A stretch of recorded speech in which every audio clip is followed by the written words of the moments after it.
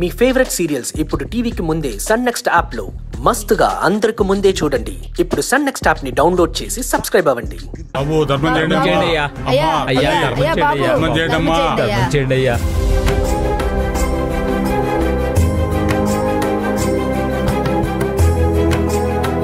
Please రా, మరోసారి ఆలోచించరా.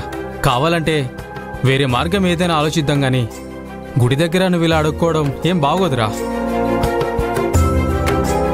తప్పదురా, నీలవేణి కోలుకోవడానికి ఇంతకంటే వేరే మార్గం లేదని స్వామీజీ చెప్పారు.